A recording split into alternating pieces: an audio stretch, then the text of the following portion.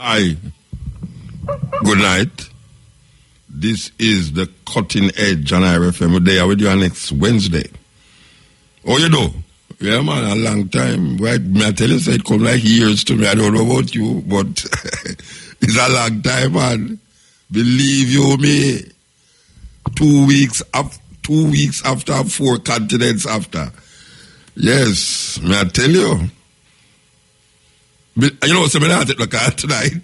Trust me, because any man ever call me tonight. I'll start down them damn foolishness. I'm going to tell them a bad word. Believe you me, I'm going to tell them a bad word. Because right now I'm in a bad word mood. I'm telling you that from now. So, before we're going to take the call, I'll take the program off of the radio. I have a nice little program line up still, you know. You know, say, we are going to celebrate the 50th anniversary of His Majesty's visit to Jamaica. That is on the board at the moment. And we want to tell you, say, we are going there at Michael College tomorrow with the stepping razor. So you know, so we are going to road again with the stepping razor. The last time, cutting the stepping razor, the on the road was done at the Ganja Festival. So we are telling you, say, we are going there tomorrow. But it's a big celebration. You know why it's a big celebration? Because first of all, it's the first king, is the first and only king we're going at King's house. Secondly, it's the biggest, what you call it now, the biggest crowd ever drive for your head of state anywhere in a Jamaica. Nobody come here so and get the welcome where Emperor Haile Selassie get when him come to Jamaica. And it also, after coming out of Coral Garden, it kind of helped the Rastafari movement to kind of put back them foot on a level, and it's a kind of legitimizing Rastafari from the Emperor, even though it wasn't said out of the mouth. But you know, so them bringing me up to denounce Rasta. Yeah, them carry, cause it's a Caribbean visit him there, you know. Trinidad, Haiti, and Jamaica, and them actually bring him here to make him say, denounce Rastafari. As a matter of fact, them almost ask him if he my God, almost. You know, say, hey, them lie, you know. From your little picnic, you know, me hear them and say, when Haile Selassie come here, I'm saying, man, oh God. And that is a question where you can go ask a man that, or you can go ask a man if he my God. You know why they want to answer that? Ask me if my God, make him say yes. Make him say no. That the rest of them can cut off them locks, stop promoting ganja, and start them damn foolishness. We're looking now at 50 years after 1966. 50 years after Haile Selassie come here, and Rastafari has grown larger and larger and larger, and has been able to contribute enough to Jamaica and how people view Jamaica culturally and spiritually in the world. So, without a doubt, the legitimization of Rastafari from 1966 until now, where we find that the evolution and the process, the problems, the tribulation and trials that Rastafari go through over the years, some of them still exist. But we have been able to manipulate and bob and weave around a whole heap of them that we can now declare right up on radio, Rastafari is the Almighty I. Yes, without any apology to that. Yes. So we continue saying it, and we continue to liberate ourselves spiritually, physically, mentally, and we continue to make other people recognize them Africanness and how the spirituality of African people must be decided by African people, not by Eurocentric thinking, coming out of a Eurocentric religious practice and belief. So, we're there with you. We're there with you, continue the journey. Alpha Blonde, this is the first and biggest African reggae artist to come out of Africa. Original Alpha Blonde, who actually tell me to heal up a whole heap of ones when I used to play with talk. You know, some used to play with him used to have Jamaican musicians that tour with. Him have our own radio station. Yes, him have our own radio station. You understand? And whole heap of things, but him there, and as a man from Cote d'Ivoire, he was the first African artist to really bust reggae and Rasta in Africa. So it is no surprise that the same country we give birth to Alpha Blonde is now having the biggest reggae festival in Africa from the same country, Cote d'Ivoire, Ivory Coast, and promoting reggae and Rasta. Yes, it is really something to behold, man. It is something to behold.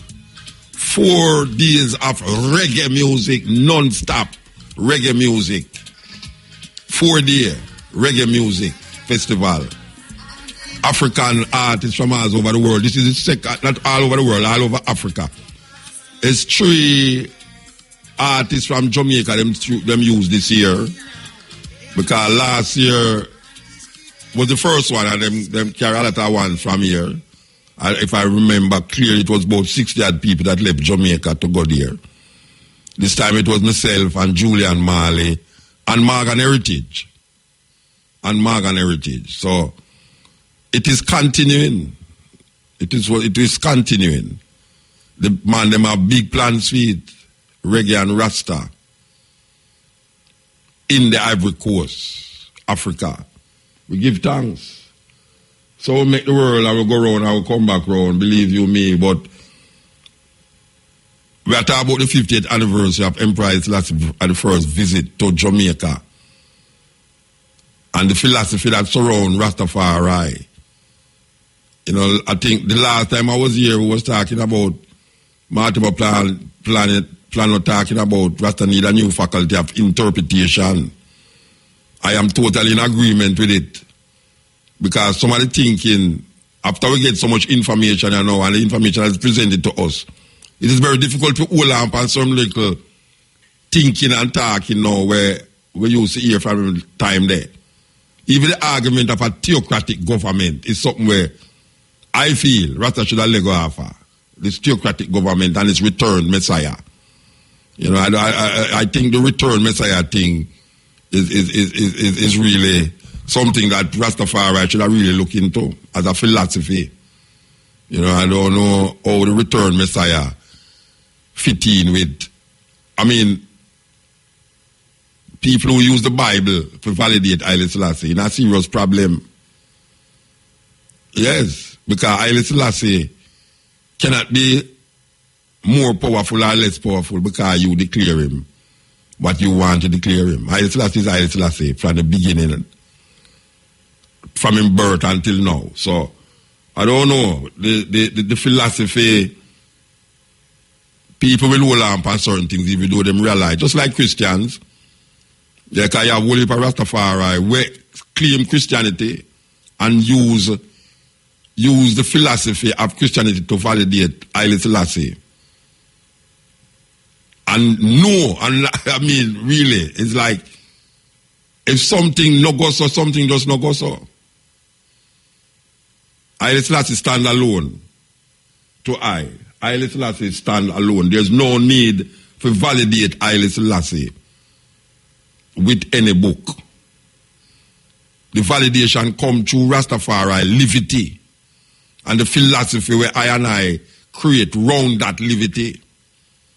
The experience of I and I through the liberty in a Jamaica where we understand life to be vital. That is enough to validate I and I consciousness without having to turn to a book. Because the greatest part of Rastafari is not written. The greatest part of Rastafari is not written. There's no book that can hold the liberty of Rastafari. But yet still you have people who look into a book to validate not an experience, but an understanding or a belief in a man and then turn the man into something that Western European philosophy claim, when we don't understand it from a perspective, we out in Africa, we in a Kemet. All we need is to draw from the root and stop draw from the branch. When the Greeks and the Romans them write to convert and write to suppress revolution and the revolutionary spirit of the people them at the time was fighting against Roman and Greek domination. So when the Romans destroy the temples in Jerusalem, and them destroy the temples and come up with a pacifist philosophy to maintain them supremacy all over the world, especially in that part of the world. Thus we have something named Christianity, New Testament Christianity, as taught to us by the Roman Catholic Church over the years. And the branches that come after the Roman Catholic Church, especially the Anglican Church, the Church of England, that bind us and grip us. That's why you have different perspective of Christianity in the West and in the East. A lot of things that the Western churches declare, the Eastern churches don't declare that. You know, we just have come from a place where is the center and the heart and the root of most of the thinking that the Western world grab onto. The place known as Constantinople. Constantinople was named from Constantine. Constantine is the man where call these people and say, look here now, we have to come to one conclusion about this thing here that we declare. Constantinople, now known as Istanbul, is where these arguments came out. So now we have a religion that binds us to Constantine. This man who claimed that him get some, just like Paul, some revelation for turn the Roman Empire into Christian Empire. But in order to do that, he had to facilitate the Romans' thinking and the Romans' religious belief. So he never want to destroy the Romans' belief, but him still want to accommodate the Christian belief. So he call a big conference and say, look now, we have to come to some understanding about this Jesus that we create. We want to come to some understanding. So they move it away from the Jewish perspective or the Torah and carry it into what they call a New Testament.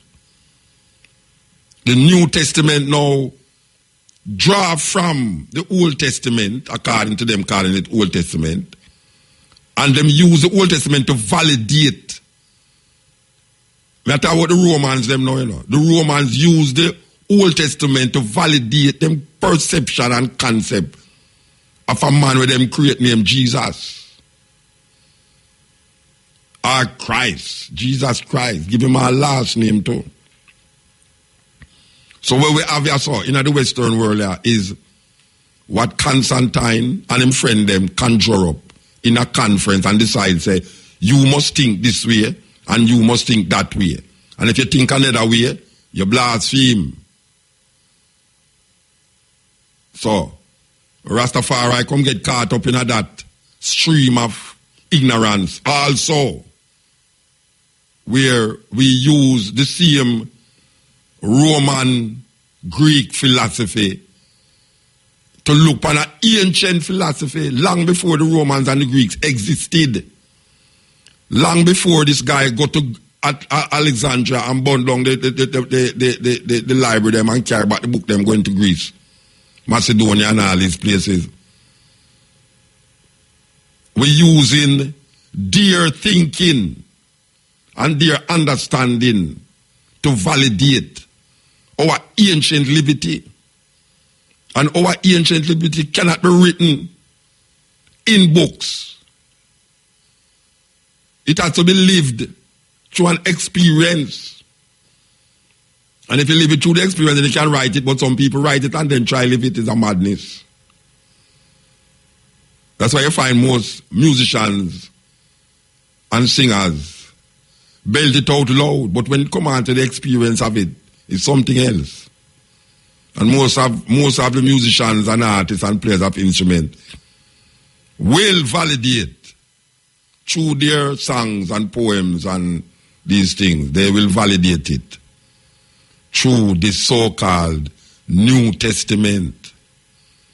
The New Testament that was placed there by the Romans to pacify the revolution, to make people don't burn down the parliament, make people don't look upon the Romans them as enemies, make people start to do things that them never usually want to do in a for them culture and for them religion. So them give the people them a brother named Paul. Paul is the architect of Christian beliefs and Christian thinking. And Paul write letters to the Europeans, them, the Romans, the Corinthians, the Ephesians, the Galatians, in order to give them a softer version of Judaism or Judaism, whatever they want to call it, or Hebrew culture. Paul softened them and said, this is what our Lord and Savior Jesus Christ want of us. That was not how the zealots was looking at things. That was not how Yeshua was looking at things.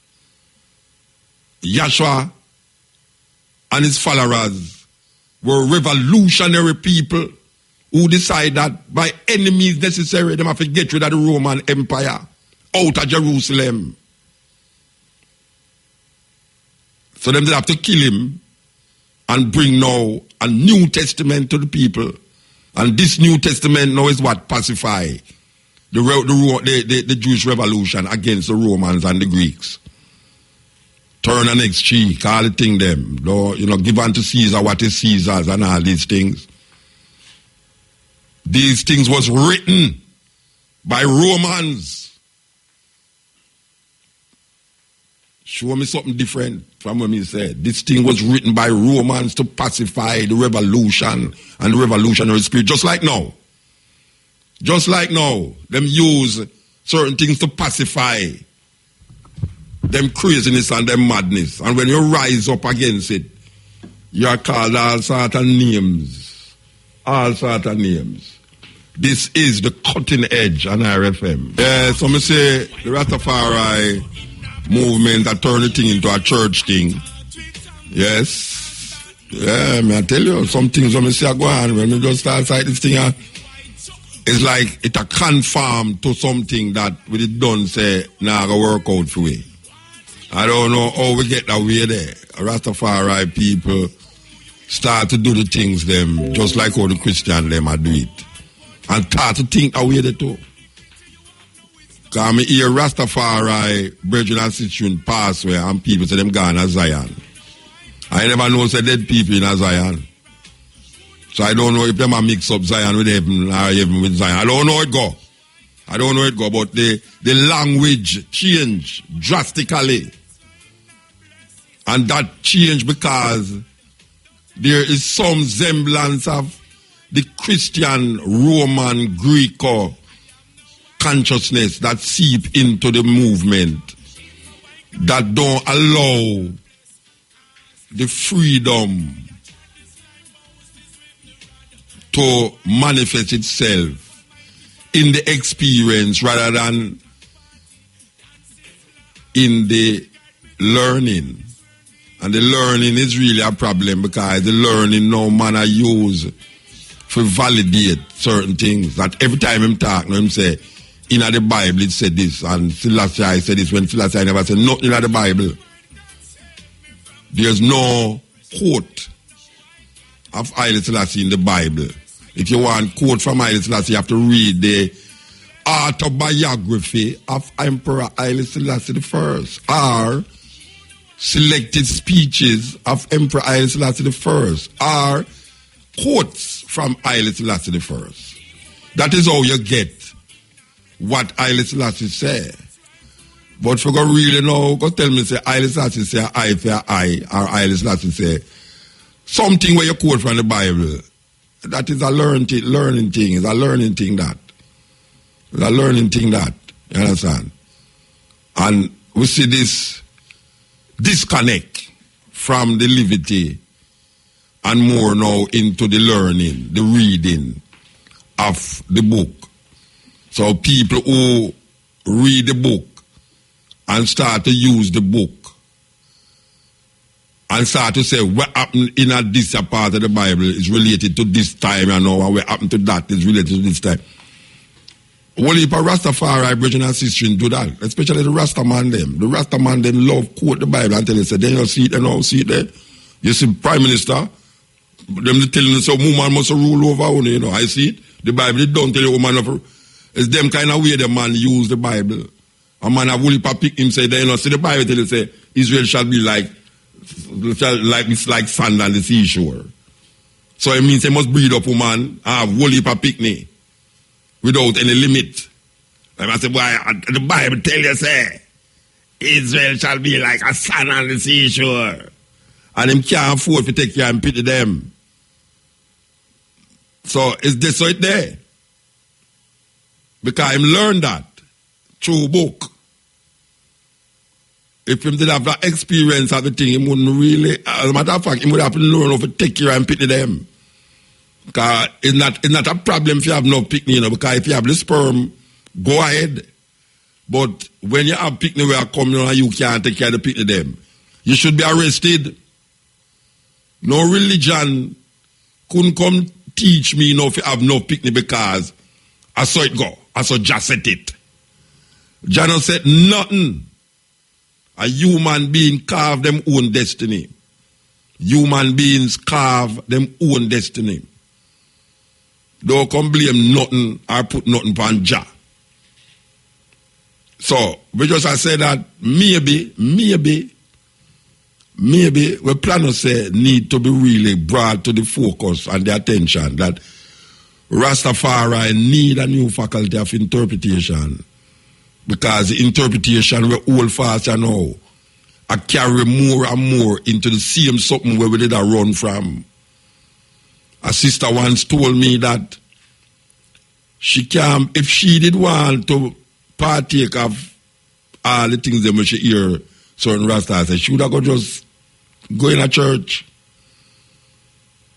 So what the purpose you going to start to ball out Jesus Christ and this and this and that and start with Haile Selassie? They just go in a church and just ball out Jesus Christ. Because if you hold on to Jesus Christ, it don't make sense to hold on to Selassie. Where you hold on to Selassie if you talk about Jesus Christ? Jesus Christ is the Savior. So this argument about trying to connect this man with that invisible man over there, so that was created by the Roman, Greco-Roman thinking, and try to put it into perspective. If you hold on Jesus Christ, you will always, and if you say Haile Selassie Jesus Christ, you will say Jesus Christ continuously. It's like a double thing. You don't want to let go Jesus Christ, but you don't want fully go in Haile Selassie. Yet you have Rastafari, brethren and sisters, who totally, I say, look here, man, Emperor Haile Selassie, without the frills and the chills, without the New Testament and the Old Testament and any testament that come, because I had created that and I had redefined that and I had defined it as an African domiciled on these farm and slave plantation island for 400 and odd years and counting and climbing. I could now come make some little book that these guys throw around here, combine I after I come rise up out of that now and come say that Haile Selassie, that saying, that name, just saying that, give I a certain strength and give I a certain thinking that could have make I go through hills and valleys like a buzzrock warrior. We are go through planting up the vineyard and searching for the sun in the sky with all the heat, air and water and nature that surround us and the feeling of life, that energy, that flow. When we recognize the sun, when we recognize the water, and when we recognize air, A-I-R, the Trinity, Lego God the Father, God the Son, and God the Holy Ghost, you know, there's no dopey business around here. No dopey business around here about God the Holy Father and God the Son and God the Holy Ghost. Which Ghost? Where the mother there? How them let go the mother outside? That me show you how them put the thing away. What happened to the Holy Mother? Even the Roman Catholic them, no. Say the mother important and them say, Hail Mary, Mother of God. Imagine that. The Roman Catholic them say, Hail Mary, Mother of God. And you know what the Roman Catholic them say? Purgatory is controlled by Mary. You have to go through Mary before you can reach our son. It's like you sit down at the gate and say, watch out, where you are, my son? You have to go through me. Me the mother. I am the mother of God. And that Roman Catholic them preach. You can't go further than that. Because the female, the feminine energy was always there to pronounce judgment in Africa. Because even in Ghana you go, most of the nation them, the chief, the male chiefs are elected by the female in the community. We live in a patriarchal society that we can recognize the part that the female play in the development and the progress of humanity. So when the guys them come and take out the female out of the whole consciousness. As they have man say God the Father, God the Son, and God the Holy Ghost. Then where the mother there? Where the mother there? Why God is the Father and God is the Son? Then why God turn Holy Ghost or God bottom? What a bottom it the toe? When you really check it, what happened to the mother of creation, the divine energy, that feminine energy? We lose that. So anytime we talk, we just talk without that. You have the sun and the moon. The sun is the nearest star to the earth, 93 million miles away from the earth. But yet you have brighter stars in the sun, in the earth, above. Brighter than the sun. And the only reason why the sun looks so bright is because it's the nearest to it. You have many sun and many moon out there. One planet have all 11 moon around it. A man gone past the moon and I go further than the moon, you know. I send all spaceship past all Mars and gone way over. And I look through them telescope and I see things where unbelievable. And yet still we who recognize the I, Haile I, Almighty I, we who recognize that I, still a search for some name or some historical reference point to justify our livity. The way you think Nyabinghi come from? Nyabinghi is a female. Out of Uganda is female energy that propel Nyabinghi. Yet still a whole heap of Rastaman don't want to project that in the Nyabinghi. Because them feel say, I don't know where them get female enough to play drum and all them foolishness there. Well, to me, it's foolishness. I don't know if you're next man, to me it's foolishness. I don't say what is the purpose. I don't, a man have to explain to me why a female can't play the drum. And I know why them say women have to cover them here. Because the Bible said that. Paul, again, the learning out of the book decide the experience of Rastafari. When Rastafari gone past these things, the Nyabing is supposed to carry you beyond Paul, beyond Saul, beyond Solomon, beyond Sheba. The Nyabing is supposed to carry you beyond Melchizedek and all these orders that people rise up with because it's in the Bible. I mean, no woolly for one outside and no vex when I say these things. But don't vex, because I no vex. I just say that we did rise up a certain way, and to keep the integrity, we have to make it evolve that certain way. But this is not evolution, where we are saying this is detraction. This is detraction. What we are finding now is that people who learn about the thing are detract from the levity of the thing. I remember one time, we in a 12 tribe, and them say, when we are talking about ital food, them say, it's food doctrine you preach.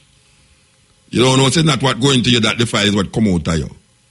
Rise, Peter, kill and eat. So all of these thinking come from learning Bible talk. So when you tell a man about ital levity, him say a foolishness. It's foolishness. But the Rasta man who did come originally, where the ital levity, where I eat pure vegetable and I eat no processes, no process that. It's an experience him that develop. For sure, you'll say, watch you know. We can be self-sufficient, self-supplying, and we can move naturally or itally in the healthy way. Him couldn't write that, but he might experience it.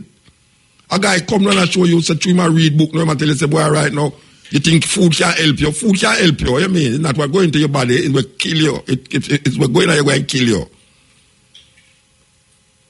Man, I'll preach, but him not relax because him tell you, say, does not nature teach you that? You're being gay. So, a 50th anniversary of Empire the First, we want to play the visit of, for those of you who never hear it before, this was a documentary done by GIS at the time when Haile Selassie came to Jamaica. From him come off of the plane till he left Montego Bay. And we're going to play it, believe you me. This is the cutting edge on IRFM. We're there with you. This is the cutting edge on IRFM. We're there with you next Wednesday. We're missing 2 Wednesdays. But we have been listening. We want to hear concrete asphalt. Concrete asphalt. Concrete asphalt. I hear you complain to the program manager. Say, boy, I better you go next time because the people that will call my program, they can't manage them. Concrete said, can't manage them. Come off here, show him, say, watch out. And Jesus called Muta Baruch upon night, you know, and Moses call, God call, Haile Selassie call all the program. Yeah. It's concrete, 2 programs straight into you. You can't see if you had this for 20 odd years. Believe you me. 20 odd years, what a Jesus a call me and all the people that call me is a thing. But here we are saying now, we give thanks, Roger. We listen. Because you know, say them was there. Them right now, which part of me lay down and listen to you, it's 9 o'clock in the morning. But when the coaching edge, when the stepping ways are going, it's midnight, you understand? And no, 9 o'clock. When I say 9 o'clock, in the morning. Over there is 8 o'clock. Yeah. In the morning. But we're in our next place also, where it's a different time zone. You can't imagine you come from one time zone to the next time zone, and go back to the next time zone. And then you travel like 10 hours in a one plane. You got 10 hours and you sit down in the airport all 6 hours. The last airport, I sit down in a 12 hours. The last airport, I sit down in a 12 hours. I sit down in the airport, you know. Yes. I sit down in the airport 12 hours and wait for the next plane. This is after you fly 10 hours. But may I tell you, all of them experiences worth it to me personally. Worth it. Me I tell you, say, me the right almost. But me not say that. We come through we come through the Jamaican immigration and me forget to put in the part, name all the places that you have been, countries you have been, in the past 6 weeks. My lady put on, which part she come from Turkey. When him see it to rat, the immigration say, "Man, you get me in a trouble here, you know." Me saw you mean, man, me get in that trouble. Him saw you mean? We say, wait. You mean say going to Turkey is like you go to Guinea now with like Ebola? Him say, but you know, so and yesterday now me attended some immigration and immigration that show me say, well, Muta, we don't know what you can go down there to do, you know. Maybe you can go down there and get radicalized. Me say, me as a 60-year-old radicalized. Christian can't radicalize me at Jamaica to rat. You have to go to Turkey, go get radicalized by some idiot guys. It's like a scary thing. Because there's a thing go to America not to visit Turkey, you know. They have a travel warning by America that Americans must not visit Turkey. You know the plane when I come up back a pure Jude upon the plane. We don't understand that. We don't understand them thing there, you know. I don't understand them thing there. I'm coming up on the plane from Turkey to New York. And it's about 200 people there on the plane. And trust me, about 200 of them are pure Jew. You know the Jew them with the black hat, the felt hat, and yeah, and the black cloak with a little white string out of them bags. I pure them there on the plane. And this is an Arab country. This is not Arab. Sorry. This is a Muslim country where I come from. And me I say, but wait, this is where I go on. Oh, America say, travel advisory. And some Jew up on the plane. I come from an Islamic country. And something where we don't know, something like where we don't know about. Because I couldn't believe it. And me, you know, so me is a little, me love go see things to myself and experience the thing, you know. Because I said, boy, I really want to go down at the refugee camp. And the brethren I say, but at first me think so me could have drive go down there, you know. That's why I suggest it. The man says a 1.5 hour flight. I say, watch you know, at 10 hours, me just come on a plane and I'm going to take 10 hours to go back again. Me not fly no more flight. That's the only reason why I not go down there. The only reason why I don't go down there is true, me recognize, say, me have to go fly 1.5 hour. But me really want to go down there. Because I hear about these refugees who have come across the Syrian border there. But me never feel no danger. Me never feel no danger. You know, most people don't even know, say, that country there in a 2 continents. It's in Asia and it's in Europe. And for going to the Europe part, all you have to do is take a boat. And you can drive across a big bridge. But over the European part, the bomb is all of that, you know. It's all of that, you know, because all the people them set your mind, you know. You see, in Jamaica now, nobody now tell you must stop play domino, a rumba, a bar, you know, because you know. A whole heap of man, St. Thomas, a policeman that play domino and them shut up. And in a Clarendon, Westmoreland, all right. You know, say a man a look for a man, you know. In a Jamaica, me I talk about now. A man a look for a man. And the man who I look for, him hear say the man down at the bar play domino.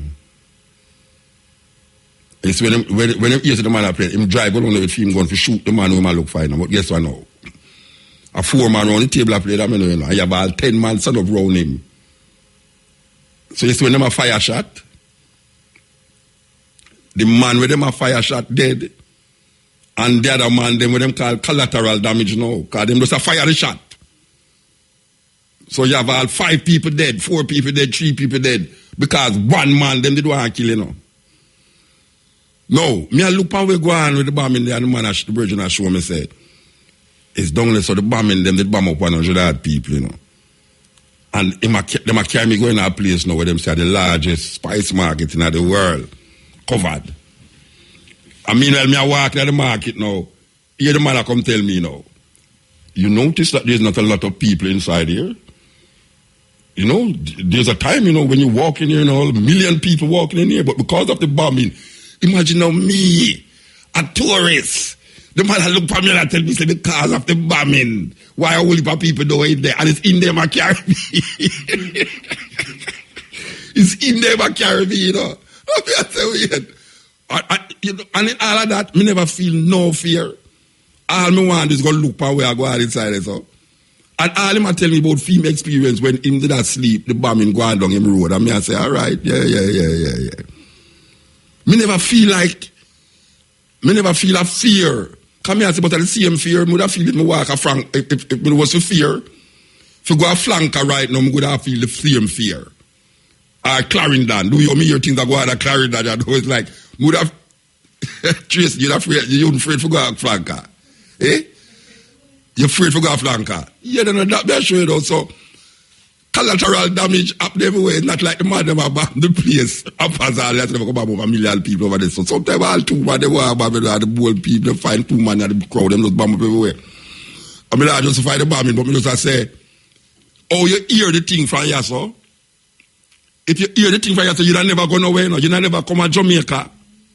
You don't never go a Sierra Leone because Ebola kill everybody in Sierra Leone. And the last year when the Ebola thing I go, I see people from Guinea come over to the reggae festival. That me frightened. The way I hear about this Ebola thing, I never know say people could have left Guinea and come to a reggae festival. When the brother say, Mr. Guinea I come from, it's like, I want to run from him and I say, Bridget, at Guinea you are come from, then what you are doing at the crowd there, so now, you know. Him say him don't know nothing about Ebola, him don't know nobody with Ebola. The brother say him don't know nobody with Ebola. Yet still Ebola there, I tear down the place and I kill hundreds of people. A tourist that come to Jamaica, you know, say, don't go to Jamaica, you know. Appear people and murder people down there. Yet still have 3 million people down here, so. And you walk up and down, when you walk down watch it, you don't feel no way afraid. But that don't mean a bullet can a man run a man and lick a bullet and kill you. So it's the fear factor. Sometimes fear, the fear of death is worse than death. Yeah, the fear of death is worse than death. Believe you me, because in death there's no fear. You're dead, you're just dead. In a fear, your blood pressure gone up, your sweat, you this all sort of thing happen to you. So, really and truly, when me dip on the plane and I see how much Jew dip on the plane, I start to fret. I'll tell you. I start to fret when I see how much Jew dip on the plane. Come here and say, oh, me I come from an Islamic country. Where the Jew never come from? Where they come from? Is the same place me I come from, they come from, you know. Islamic country. 70 million people in the country. And the majority of them are Muslim. I'm in a plane with pure Jew. You write this up, your collateral damage right there, so you know. Your collateral damage right there, so. Yeah, this is the cutting edge on RFM. You know, there's a talk about a little experience when I come up back on the plane now where I'm mostly Jews up on the plane. I mean, seriously. But, you know, America have a philosophy. The enemy of my enemy is my friend. So, what them do is Assad, who is the president of Syria, because him is them enemy. Them side with some people who them wouldn't even necessarily want to side with, which was the enemy of Assad. So the enemy of Assad becomes America's friend. Now the ISIL people, them totally have it another way. Now the ISIL people, them say, the friend of my enemy is my enemy. And so they will see it. The friend of my enemy is my enemy. So when you look on like the Kurds now and evil Turkey, which is a pro-American government them have in a Turkey, and the Kurds them get backed by the American regime, even in a Iraq, cause Iraq bad Syria too. It's like when you look on where going now, them it's like them people they know them want to kill 2 people, and if the 2 people them in a market, them just blow up the world, blow up the market, blow up everybody, just to kill the 2 people them. I saw them look on thing. Like how me didn't have to play there though. He didn't have to play with the whole of Jew them though. I said, but wait, it's a serious thing, you know. And even though you see the whole heap, because them places you know, It's like how you come off, you come out of a taxi and take your luggage for going at the airport now for go check on. Before you reach at the counter, you have an X-ray machine. And like America, when you're done, America now, you get your boarding pass and you go through immigration now and then you gone now through X-ray. You go through the X-ray machine now. Them places no stay so. For you come out of your taxi and enter the airport for go check on. You have a machine there. We check on your hand luggage and your suitcase and everything. And you go on down the other way, you get another check. When you check on your luggage too, you get a next check. So when I look on it now, I say, boy, I say all them check there, now all them check there, but I look on the plane and I say, boy, the people them on the plane are outweigh everybody else kind of people, and I appear Jew, me see on the plane. Pure black suit, black coat man, and the little string where you hang over on them side so and them hat, black hat, and the little ring, the little thing where them ring on them ear on the side. So I say, but when me I do on the plane, Rasta, because me I set up myself for collateral damage right as well. And it's not like the man them don't know me. The man them don't know me either, but them a fight against a group of people and me go find myself right at the big light. But it work out. It work out, give thanks. It work out still. I know when I go back there, I know say me go back there, me gone on the Syrian border because I want to see them refugees there because it's a big thing. It's a big thing. Millions of people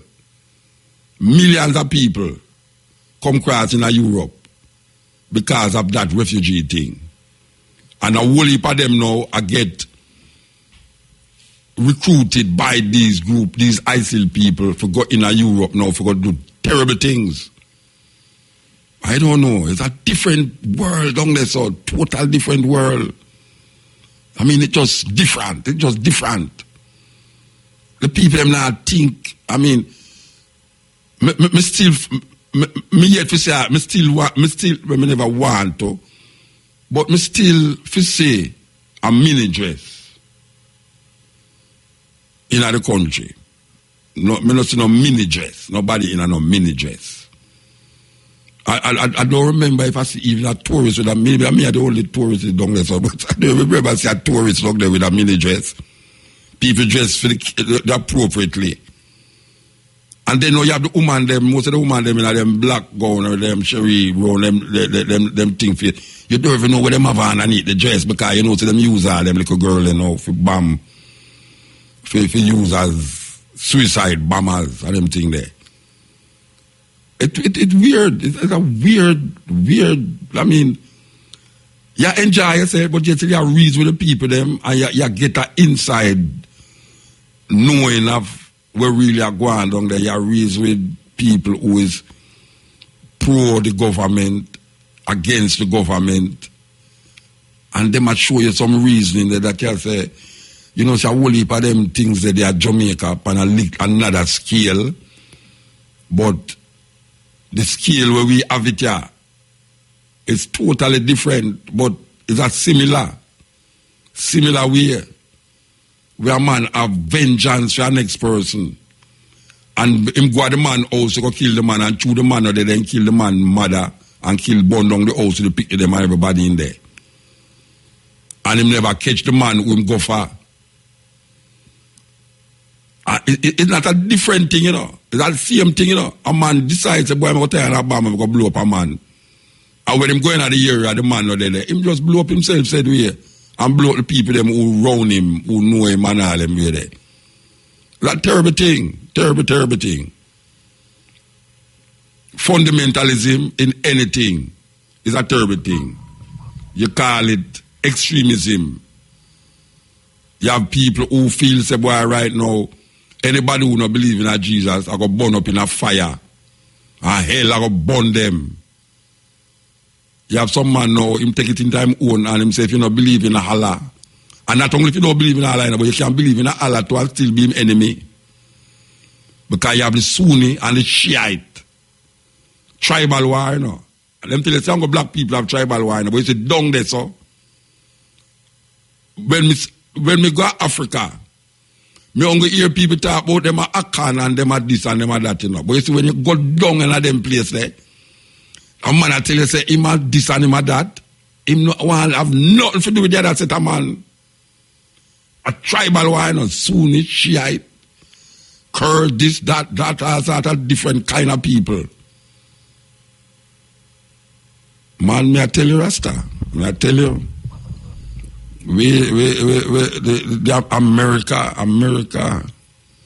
America really play a thing on the world, man. May I tell you, America play a thing on the world.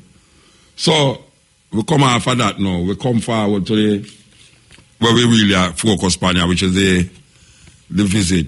But how could I make such a trip and not really push somebody argument tonight? Because if I start talking about my little journey where I make that 2 weeks, yeah, it'll take up quite a lot of programs. We want to remind you about this poem, Words and Agro Festival, which is Sunday, April the 24th, 10 a.m. to 7 p.m. in honor of the founder of dub poetry, Oko Onuro. Sunday, April the 24th, 10 a.m. to 7 p.m. And the venue is the Students' Pavilion at the College of Agriculture, Science and Education, Portland. And the admission is free. That is coming up, the 24th. I went at the 24th, at this weekend, yeah? All right. So, as I promised you, we want to play this documentary pertaining to the visit of Emperor Haile Selassie I coming here. We hope, for those of you who never heard it before, as we said, this was done during the visit here. Them follow him around, go to different places. GIS.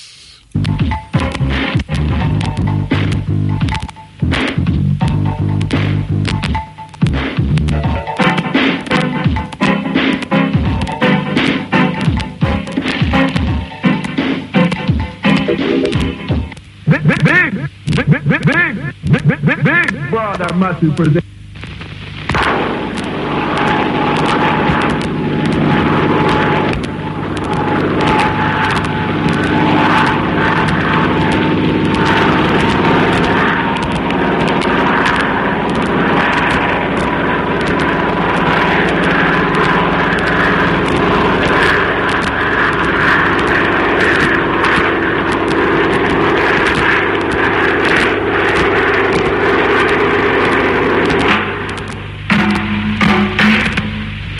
By the driving rain, a sea of faces awaited at the Palisados Airport the arrival of a living legend.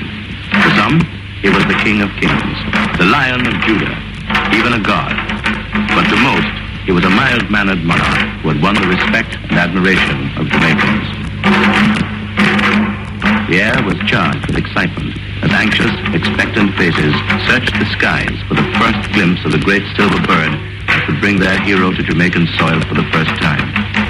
Members of a local cult, the Rastafarians, were easily distinguished by their long beards and unshorn locks, and who worshipped this figure as a deity were present in full force.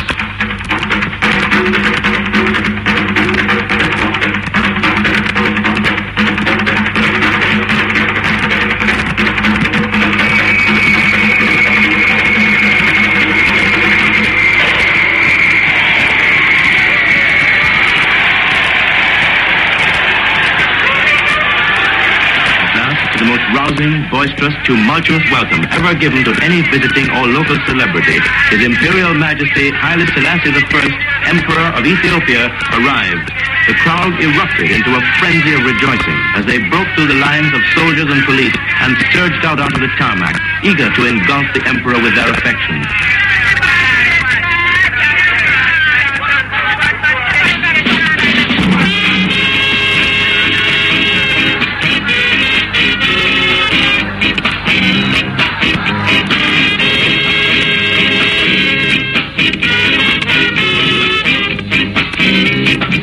The ceremonial welcome that was planned had to be abandoned as the avalanche of men, women, and children swept away all semblance of order.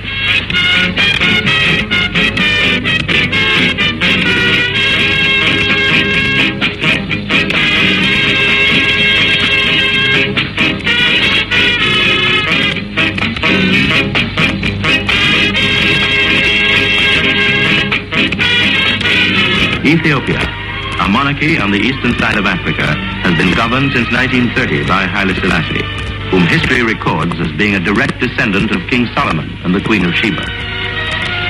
Jamaica was among the places visited by His Imperial Majesty on his tour of the Caribbean area.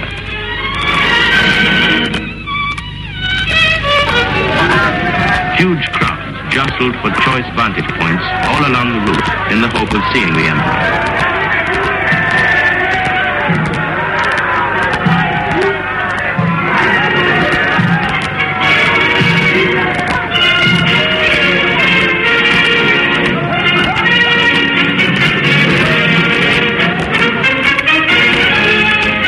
George VI Park, thousands also awaited his arrival.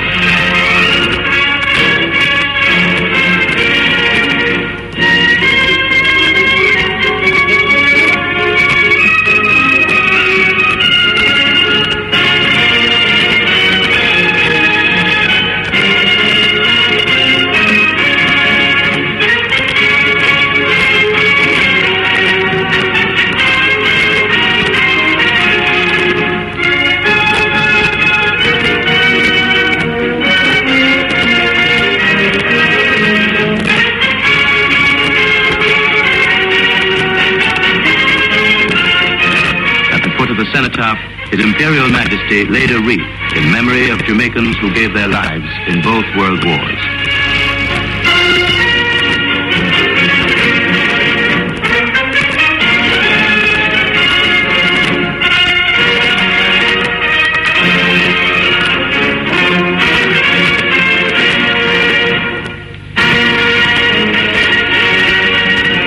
The tomb of the noted Jamaican patriot Marcus Garvey was also visited by the Emperor.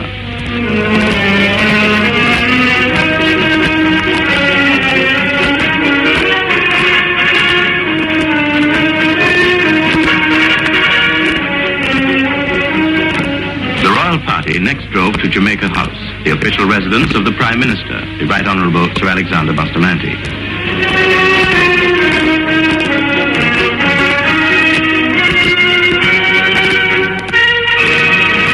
Was introduced to Sir Alexander and Lady Bustamante by the acting Prime Minister, the Honourable Donald Sangster.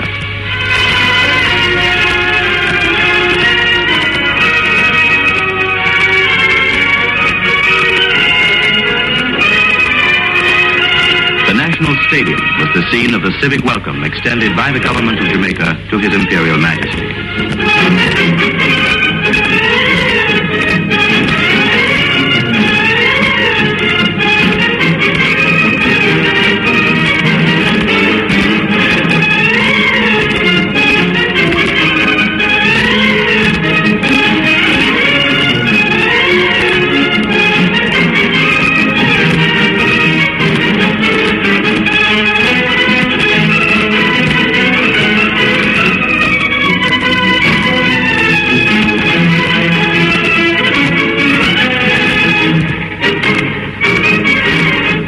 Prime Minister read the address of welcome. Your Imperial Majesty,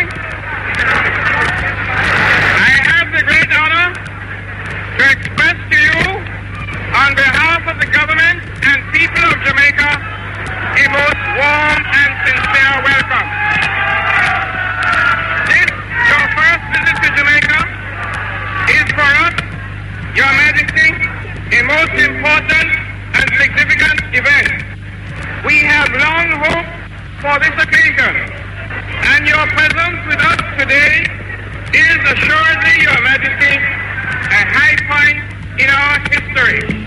Mr. Eustace Bird, one of the two KSAC commissioners, presented the keys of the city to the Emperor. His Imperial Majesty and his party were treated to displays staged by the military and young schoolgirls.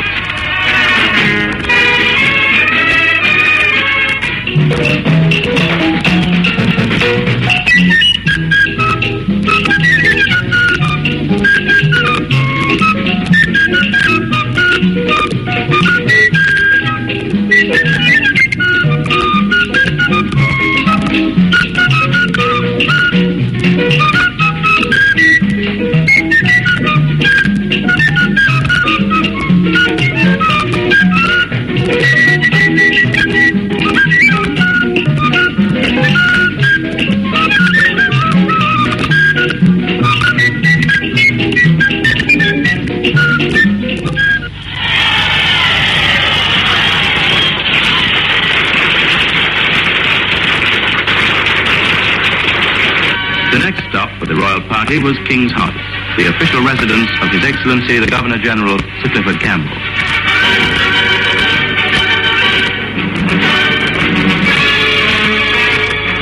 His Imperial Majesty was introduced to many dignitaries and members of the Rastafarian cult in full regalia.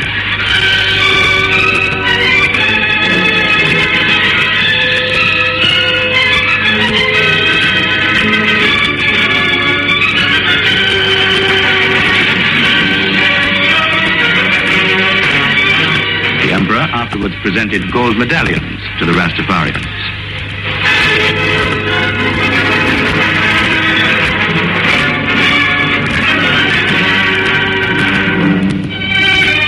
Then it was our turn for gift-giving. At a formal reception at King's House, the government of Jamaica presented gifts to the Emperor and to his grandchildren, who accompanied him on the tour.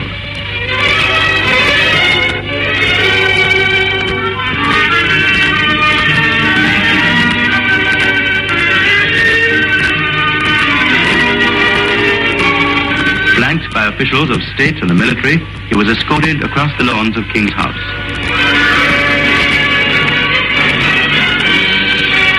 There, on a balcony, he settled back to enjoy a Jamaican concert under the stars.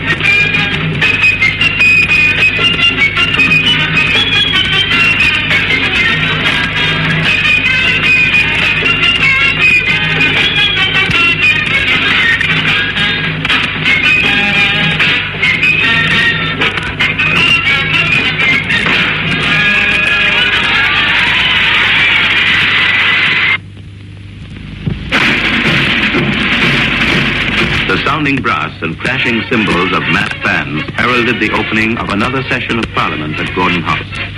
This session would be addressed by His Imperial Majesty.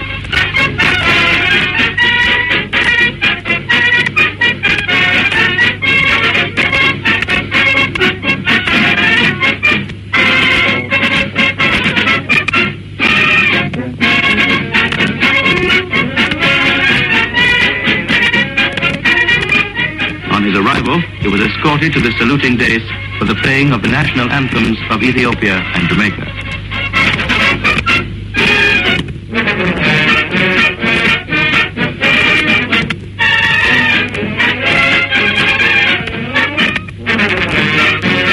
He was then ushered into the council chamber.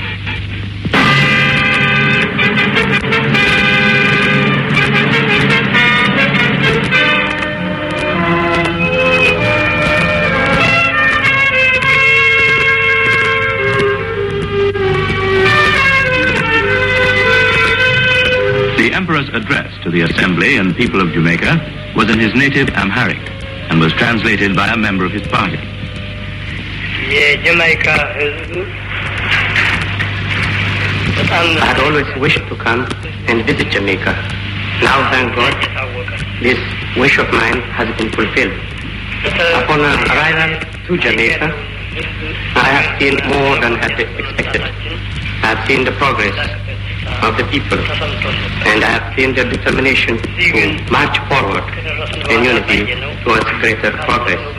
I have also witnessed personally the extent of the feeling of the Jamaican people to the Ethiopian people. Again, I wish to take this opportunity of expressing my thanks to the government and people of Jamaica for the fraternal reception that was accorded to me.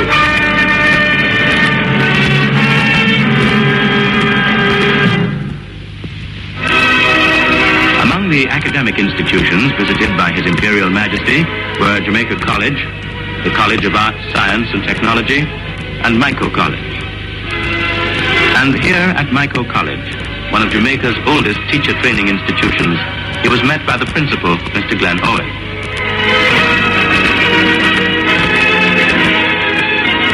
Escorted inside, he was invited to sign the visitor's book.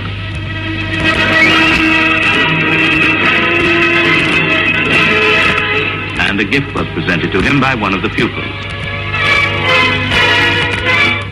The University of the West Indies is one of the institutions of which Jamaicans are justly proud.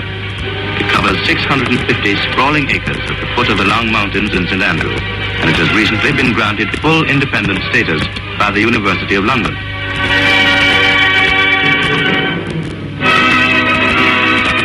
Members of the faculty, student body, and prominent citizens gathered to witness the ceremony in which the honorary degree of Doctor of Laws would be conferred on His Imperial Majesty.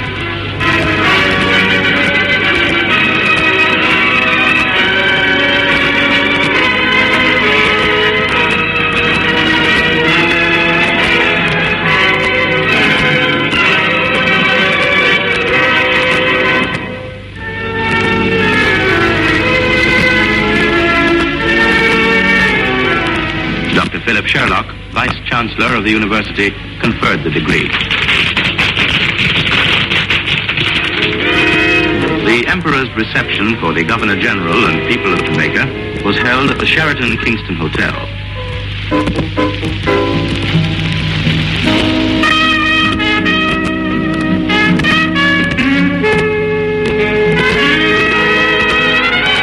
The atmosphere was cheerful and informal, as Jamaicans from all walks of life chatted and joked together and raised friendly glasses in a toast to the continued health and happiness of His Imperial Majesty.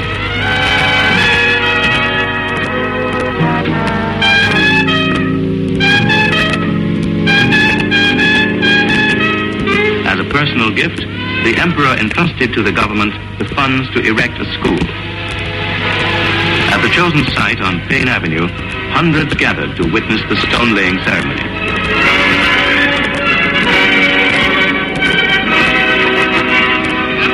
In appreciation of the Emperor's generosity, the government decided to offer a scholarship to an Ethiopian student tenable at the University of the West Indies. The foundation stone was laid by the Emperor himself.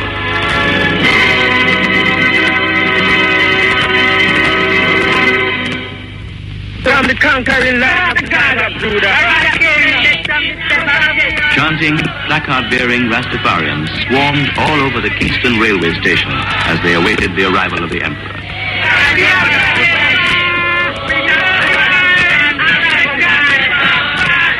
This was the beginning of a journey by rail across the island to Montego Bay Airport, from which the Emperor and his party would depart.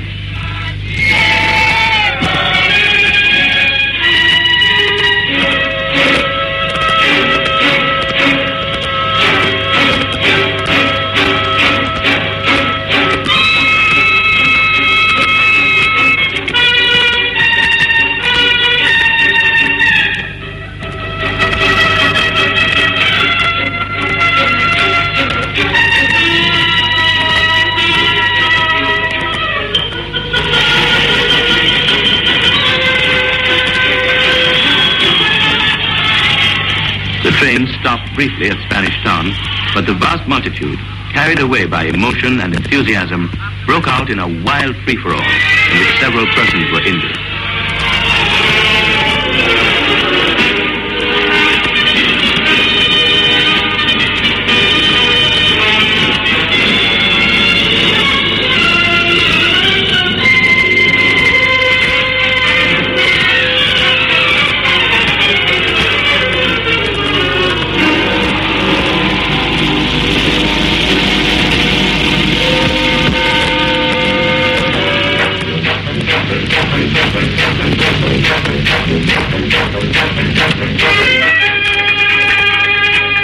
As he journeyed through the countryside, the Emperor was treated to glimpses of the Jamaican scenery.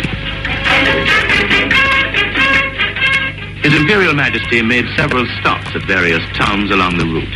Some of these included Denby, Williamsfield, Maggotty, and Montpelier. There he met both prominent citizens and humble folk. He also saw something of our rich heritage of folk dancing.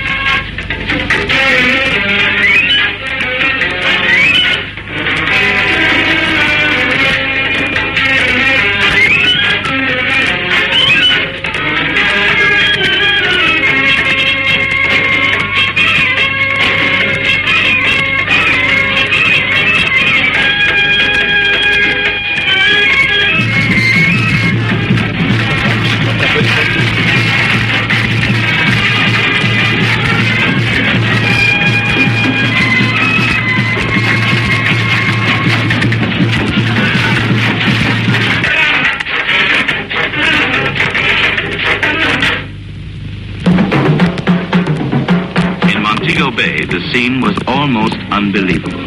Thousands crammed the streets and lanes and carpeted the rooftops. Many of them were Rastafarians who had come from all over the island to catch a final glimpse of the Lion of Judah.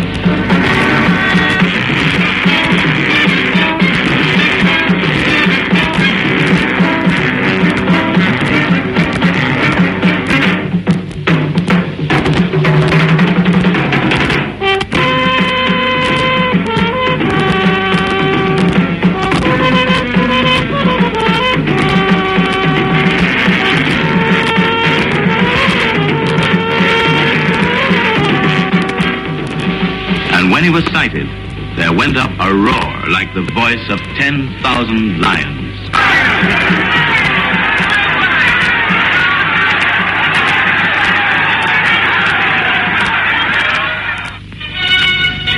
At Montego Bay Airport, His Imperial Majesty was given the military honors that were thwarted on his arrival at the Palisadoes Airport by the overzealous welcome. Here, strong detachments of soldiers and police kept the huge crowds at bay.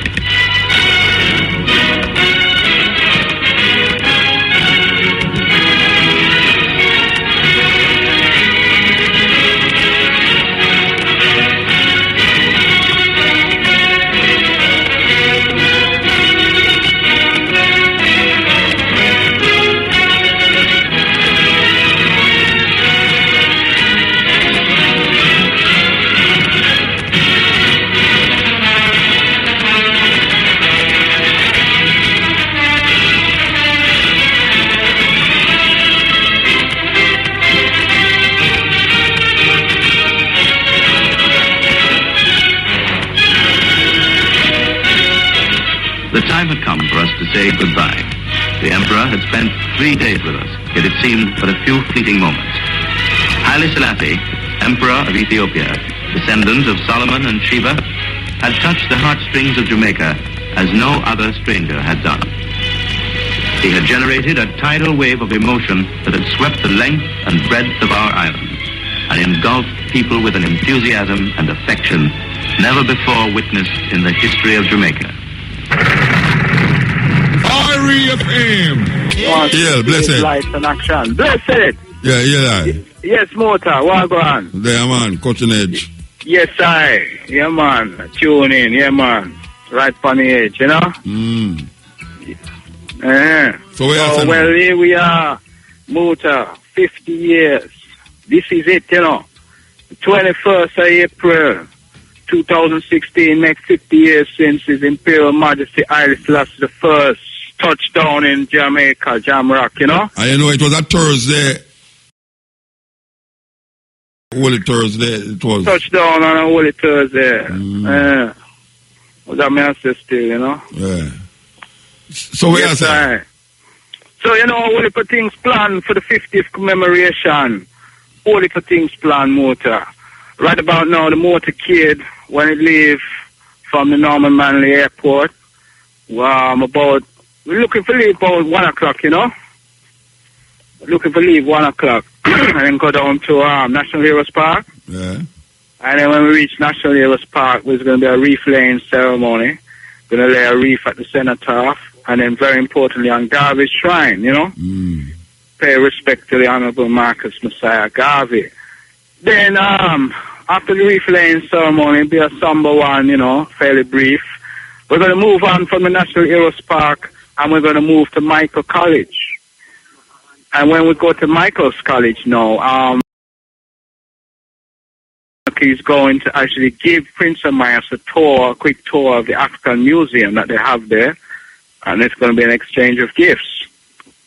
So that's the stop at Michael. Then when we go to Michael, we'll go to JC, Jamaica College, and at Jamaica College there will be interaction with some of the students there. We hope that the cadets will be there in uniform to greet His Imperial Highness, Amias, Haile Selassie, and we hope that Bruce Golding, our former Prime Minister, will be there. Well, he's promised he will be there also to greet Prince Amias Haile Selassie. As we know, Bruce Golding was the head boy when His Imperial Majesty touched down in 1966 at Jamaica College. So, you know, it's an interesting mystic there. And just for the record, Jamaica College, you know, I'm a JC old boy. That's my alma mater. So, you know, led in his own way. You know, the fact His Majesty chose. I was the only high school he chose to visit on his trip. And I see that as very significant. And there are many, not to blow the trumpet, no, you're Kingston College, but, you know, many predominant... No, I never used to go Kingston College, man. Yeah? You never go Kingston? No, man, at Kingston Technical, me used to go. Oh, yeah. sorry. Yeah, Let me not overstep that one there. Anyway, so when we leave JC Muta, we are going to go UTEC. And we have confirmation, Shelley and Fraser will be there to meet His Imperial Highness Prince Haile Selassie, and he'll also meet the president of UTEC, President Giles, and so there will be a meet and greet there. And then from UTEC, he will go on to UE. So we will culminate at UE, where we'll have a rally, but we'll what time university? What time? Well, everything depends on how it goes, because we're making the several stops and the interaction. I only want to be too precise, but we'll hope to be at UA certainly by 4:30. We hope to be there, but everything according to how everything move at each campus, you know, because we're making so many stops. Okay. You know what I mean, Muta? Yeah. So I don't want to be, so it'll have its own natural mystic, you know?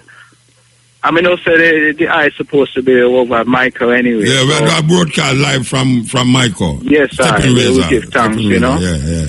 Yeah, man. So what time you going to reach at Michael? That's a good question, you know. I want to tie it up. We're supposed to... We will meet... we should be at Michael just about 1:30, a little after 1:30. We should touch down. That time to that time for reaches, so that time for that time for reaches. So we work it out. I don't want to be held fast. You know, we work out the parameters, but we have some leeway. You know, 15 or 20 minutes either side. So we could get a bit there earlier. We could get later. You know. So you don't know what time you're gonna reach. No? You don't know you're gonna reach between 1 and 1:30, 2 and 2:30. You don't know. Well, we know if we leave the airport at 1 o'clock. Yeah. We know say we're gonna be reaching Michael. It's gonna definitely be after 1:30. It's gonna be, you know what I mean, getting close to the 2 o'clock mark. If we leave the airport at 1, you know. So, but I don't want to be like we're not gonna. It's not gonna. It's going to be very disciplined, but it's not going to be absolutely hardwired. You know what I mean? Where it's you don't want to tell the people them say you're going to at GSE.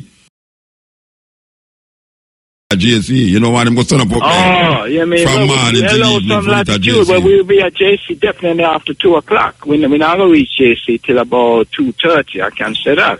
For sure. It'll be after 2 o'clock we reach JC. Because the Michael trip to JC, after we're traveling from, you know, from basically downtown to uptown. So, you know what I mean? I can tell you about 2:30 we are going to link JC, because we know the students, a lot of them will have left, but some of the students will be there, especially awaiting the delegation to arrive, you know? Yeah. Yeah, man. So, but the ones who are going to be there waiting, and what's going to happen is you're going to have some ones, you know, at each campus waiting for our arrival. You know, they just wait and hold steady, and the delegation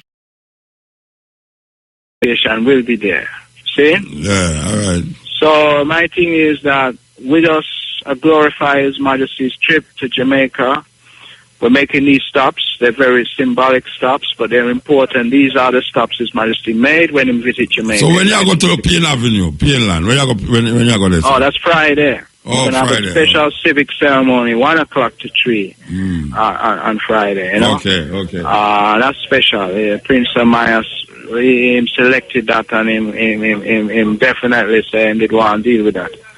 So basically, the reality is that this is when the gift the tangible gift him leave for Jamaica. So we have to glorify Haile Selassie High School. So we're giving that a full 2-hour ceremony. Okay. There will be several cultural presentations. There will be, spoken presentations by Hijab. Basically the contextualization of His Majesty's visit.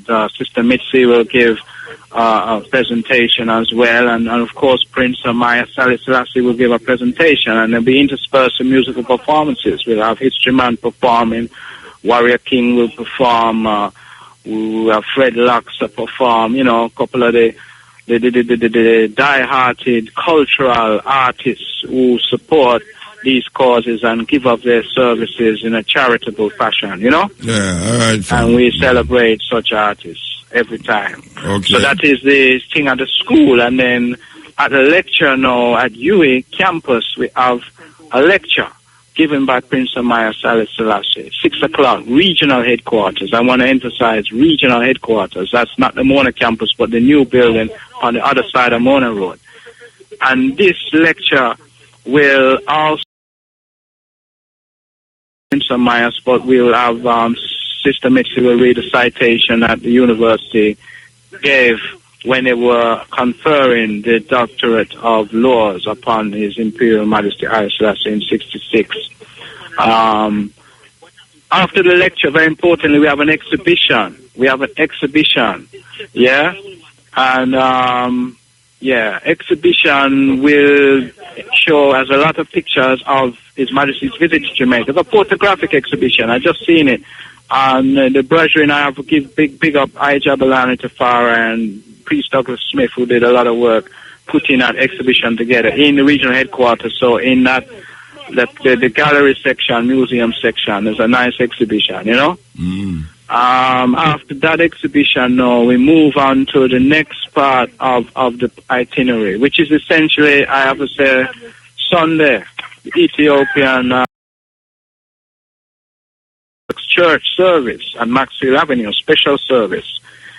This service will start quite early in the morning, about 7, and it will go till about 11.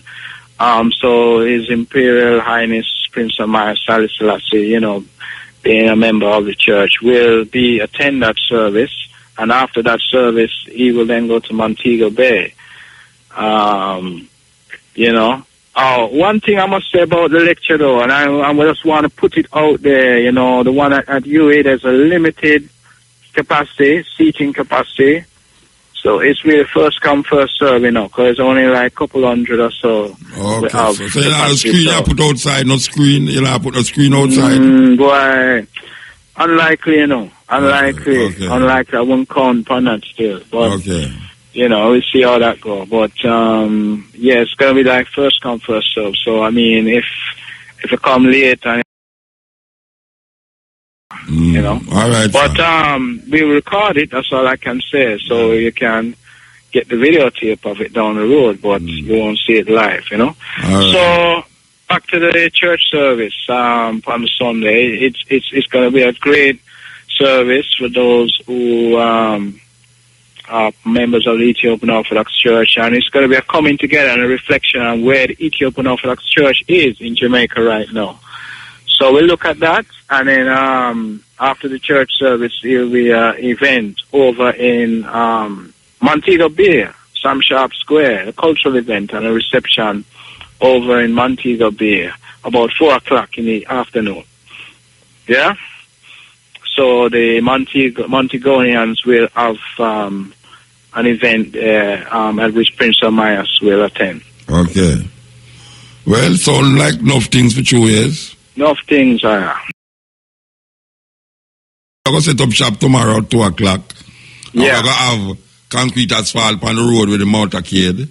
See. So, people who not there will know through IRFM will know sound what is going on. Yes. Yes, sir. Give thanks, brethren. Give thanks. Yeah, man, for the update and thing. Bless you. This is the cutting edge on IRFM, as we are saying, tomorrow, which is a little more from this, not tomorrow. We will be setting up IRFM, Stepping Razor. We'll be at Michael College. Yes, one of the places that Haile Selassie visited during the time of his visit here in 1966. Internet, hello. Yes, good morning, Muta. How are you doing? I'm there, man. I'm here. Well, tonight is your lucky night. I heard you on the radio saying you wanted to speak to the refugees. I am not a refugee, but I've interacted. No, hold on. I don't understand the start of the tonight is my lucky night. Because of what you had said on the radio, man. Yeah, but I never want to speak to the refugee here. I was talking about going there. You want to go there? I can't help you with that. No, the man said, well, if you listen to me where we are going, I was in Turkey, and I wanted to go down there. Them said, they will carry me down there, but it's 1.5 hour flight. I thought I could have driven. So when them say 1.5 hour flight, because I don't take a 10-hour flight to reach there. And I read no say the next 2 couple days I got to take a 10-hour flight to reach there. I take no 1.5 hour flight there right now, so we never get to go. But they must intend to make me go down there. Anyway, you say you're a refugee. You're a Syrian refugee? No, I'm not. What kind of refugee is? I am a Jamaican. No, but 2 years I'm lucky now because I'm going to talk to a refugee. No, I got the opportunity to interact with some of them while I was in Sweden. I was there for 2.5 years. Okay. 2.5 years? Yeah. But I just said that day them go across there. You thought was a different thing, No, man. Last summer specifically, I got to interact with some of them. Oh, the one from Syria? Exactly. Okay, all right. All I can say this to you, Muta, is that I'm really surprised that one group of people can just hate another group. And the truth about it is not the majority of people hate them, but the majority of people just not doing anything. If you understand what I'm saying.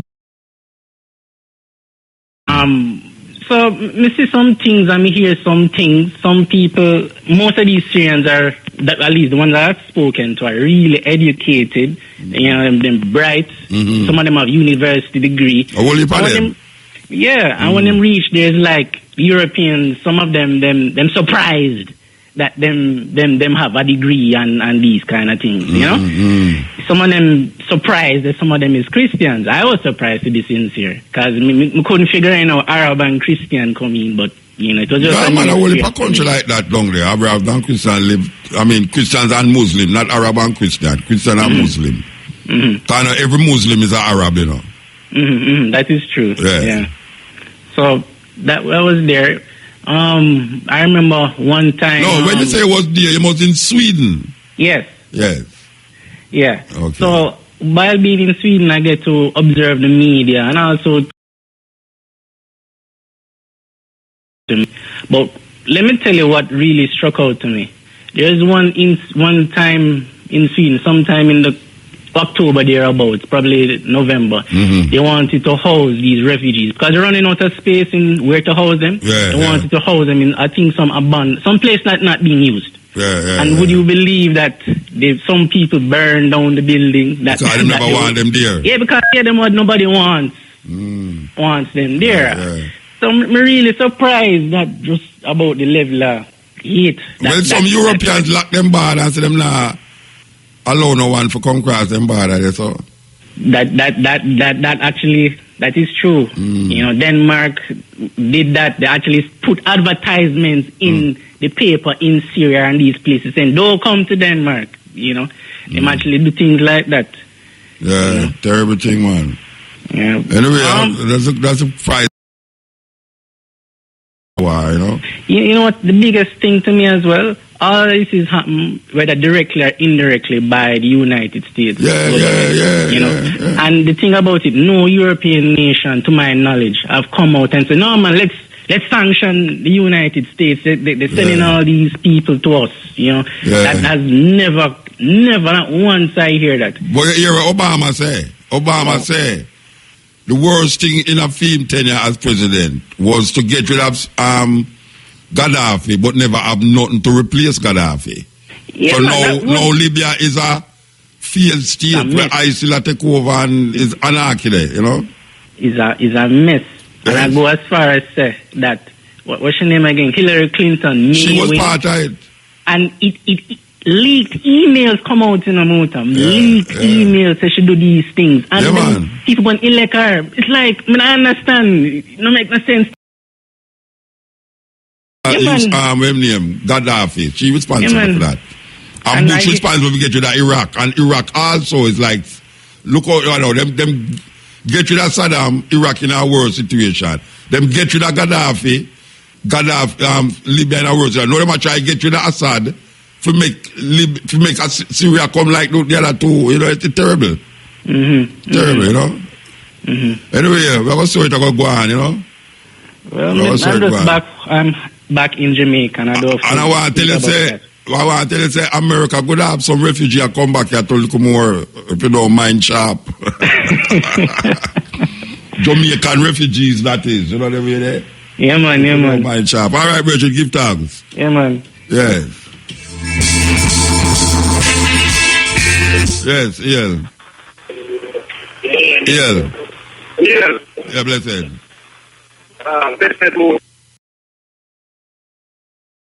Question. Want to know who was Selassie's father? Who's Haile Selassie's father? Yeah. His name McConnell. Ras McConnell was Haile Selassie's father. Ras McConnell? Yes. Okay. Oh, question no. Why the rest of them know? Yeah, crack up though. Huh? Which part you talk on the phone? Put your mouth near to the phone. You hear me now? May I hear you, but you still crack up. But talk. May I say, want to ask you why the rest of them don't praise him? Why the Rastas don't praise him? Right. You mean him father? Yeah. Why them should have praise him father? No, so why? No, we just want to know. Because me a priest the father greater than the son. So when them should have, then that means them should have praise him grandfather then. So Haile Selassie's father. Haile Selassie father, and grandfather. Yeah. What is grandfather? Haile Selassie's father is Haile Selassie's grandfather. Hold on. I don't understand that. Oh, you mean I understand that? Don't you have a father? Yeah. Then your father is what?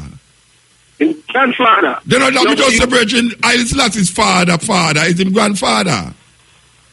Oh. I say, like you're going like saying I'm not saying Bridget. Haile Selassie's father is his grandfather. So you're going to ask why we don't praise him grandfather? You sound like you to say Haile Selassie's father is his grandfather. So no, Haile Selassie's father is his grandfather. Yeah. So what you don't think we should have praised Haile Selassie's grandfather?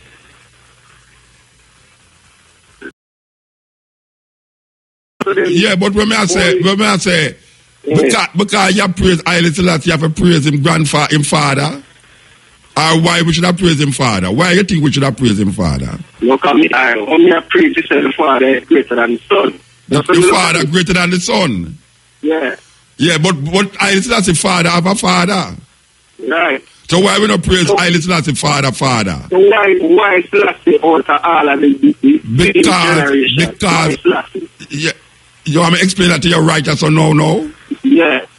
You know, say, you'll have to go catch me next time for me explain that to your brethren. Trust me, because we talk about this thing at so much time, so now. You'll have to go catch me at that time. Right? Why Haile Selassie? Yeah. That's very important. It's a good, watch out. It's a good,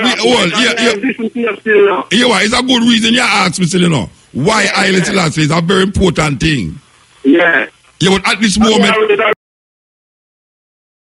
yeah, me understand you, Bridget, I can tell you something. To be honest with you now, you see my brains there in the afternoon, you know, like me still there on a jet lag thing. Okay, let's see how it is. Yeah, so call me back next time. Maybe tomorrow may explain it to you. All right. No, when my brains now, you know, my brains, you know, all right, yeah? See with me, trust me, see with me, yeah. Yes. Yeah, a good question the Bridget asked. Why Haile Selassie and not him father? Some people say, why Haile Selassie and not Marcus Garvey? You have some people say that too, you know. Somebody say, why not praise Haile Selassie? Why? Because you have some man now, when you tell him, say, you praise Haile Selassie, I am saying, I praise Marcus Garvey. You understand? So it's that thing. But as me I say, really and truly, I understand the question, but well, my brains in the condition of my brains, I know I don't quickly enough. You understand? So you have to see with my brain. Maybe if you ask me earlier on in the night, I could have really get involved with the reasoning, but through me I look at all the clock and I realize about wait there, you know, some would I drop asleep already and I look for wake up. Which far where I come from, would I drop asleep already and I look for wake up? Yes, yeah. Muta. The more the place, like the more morning I come for me, is the more my brains I get waggled up. I swear, through the jet thing, you know, it's like I hope people never experience I travel 10 hours, sit down in the airport 12 hours, and then I have to come to a program or so now where you should have that sleep and wake up and but I excuse still. Yes, man, go ahead, man. Yeah, well, you know. Yes. You fight off the jet lag. And I hear you last week. I sit down in a hotel room and listen to you and Raja. Yes. We say you were in Turkey at the time, right? Yeah, I did the Turkey one at the time, and then I did when I did the program, I was in Cote d'Ivoire. Ivory Coast. Yeah, I was there, and then the next week I end up in Turkey. So yeah, I listen to you. I listen to clear, loud and clear. Yeah, because I hear it was a wonderful thing from Ivory Coast, you know what I mean? Yeah, man, sweet man. And with the music scene and all our radio station and the artists, the reggae artists in Ivory Coast, I show you the fight where they must do for promote reggae and that type of thing, you know? Yeah, man. You know, it was of that who don't know, and then I will promise them so we're going to link up with them occasionally, if it's even a little 1 hour every month, to make them broadcast. That's how we broadcast this, you know, because the link is very important, you know. Well, I endorse that totally, because that is totally in line with the Marcus Garvey, I say, and the organization where we work internationally, you know. So I really endorse that. You do that one at least once a month. Very good, because we need more and more of those things. Because when I was 14 in English Roger, you know, when I was hearing what that female, the usual Christian indoctrination nonsense, I had to phone in, man, trying to impose the thing, you know. And today, I have to, you know, remember this historic days, 50 years since Emperor Haile Selassie on the 21st of April 1966. At the time, I wasn't going to Kingston Senegal yet. I was still going to Campion College. But the Jesuit priest, they had to let us out of the school. So as the Emperor Selassie was coming along, you know, the motorcade along Hope Road, because traveling towards Jamaica House, coming up from Matilda's Corner, we were, all of us at Campion there, Campion College. Skillpool was at Campion at the time, too. Never go very technical yet. Was we lined up along the road. And Muta, if I knew what I knew later, I would have had a camera and I would have gotten at least 2 or 3 pictures of Emperor Haile Selassie. Yeah. 50 years after. Yes, because the motorcade was moved, you would have called a slow pace, you know, slow. And, you know, like me and the Emperor's eyes, and people who like me literally met. Yes. You know what I mean? Because it's close, and it's slow. If I had a camera, I would have been able to take about 3-4 pictures. Good. Yeah. You know, and so it was really good that not only before that I used to hear about Emperor Haile Selassie, but to actually see the Emperor in the flesh. Yeah, me son of right down at East Street. Me son of right down at Victoria Avenue there and South Camp Road, there Palace Theatre, and see them when them pass. Little youth, yes, long so that time I was about 13 years old, I don't remember. Yes, 1966. Yeah, man, I was with Alan Steel Cole and Sidney Williams. We were going to Champion College at the time. Man, it was really, really great. So, all over the world, we are conscious people know, commemorating the 50th. The 50th year in Britain, various functions to commemorate.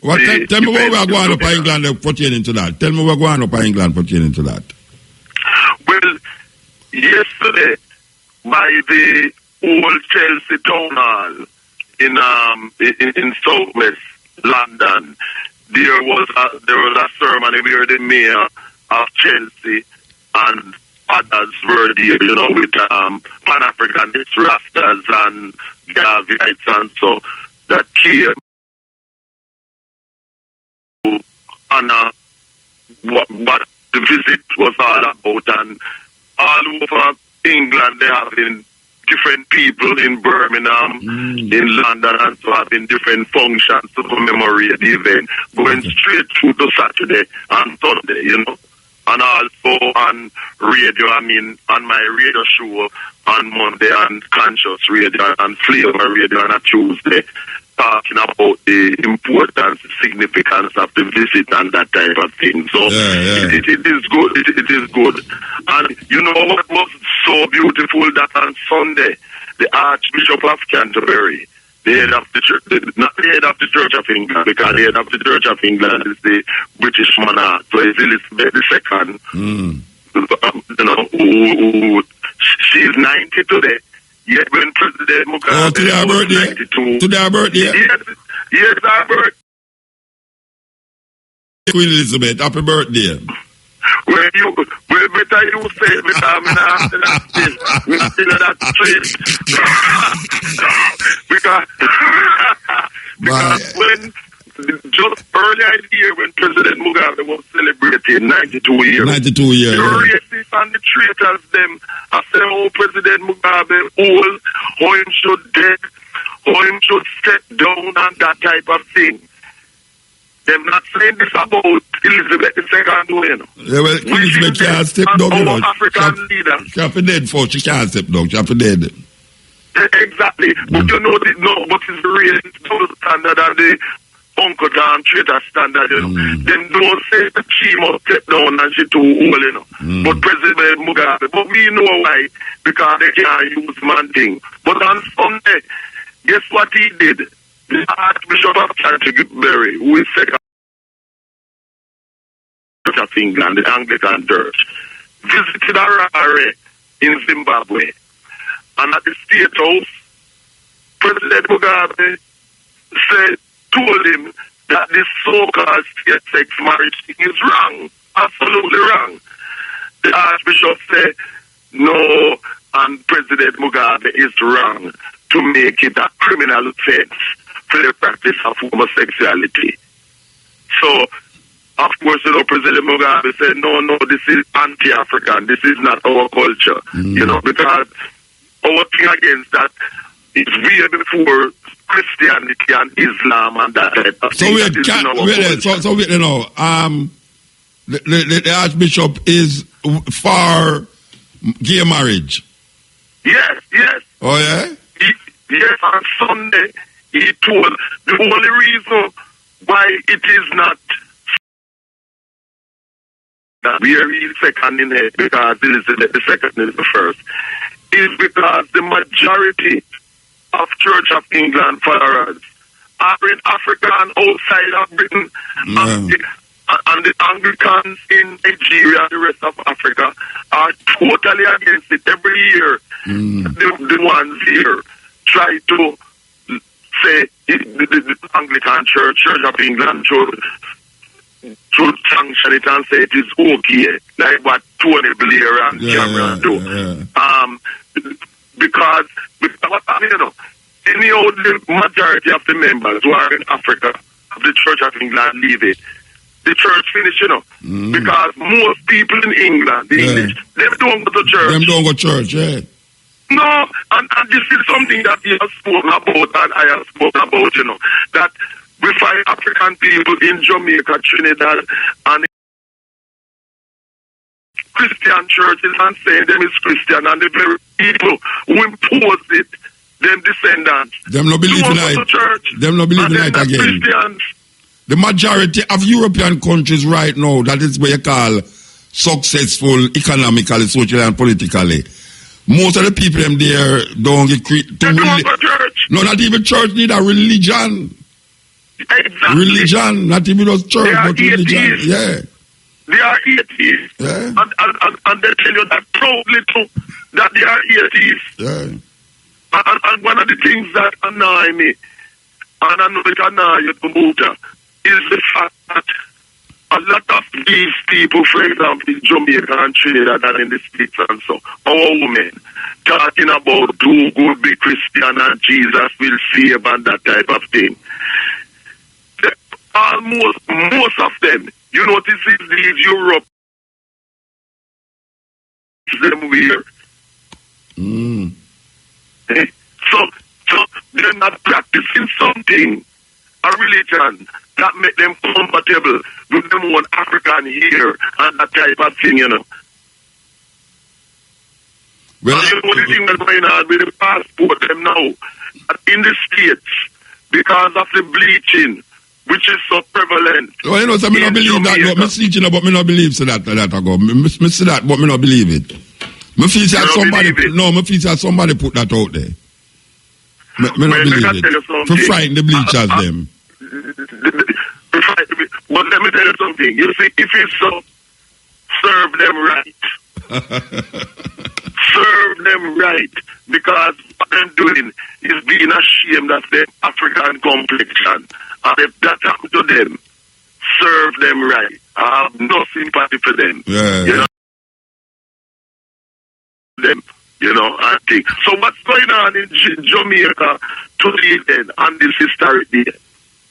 Well, we just talked about it a while ago. You know, see the brethren just get outline of the reenactment of the motorcade from the motorcade. Yeah, and you know the different stops where Haile Selassie did make.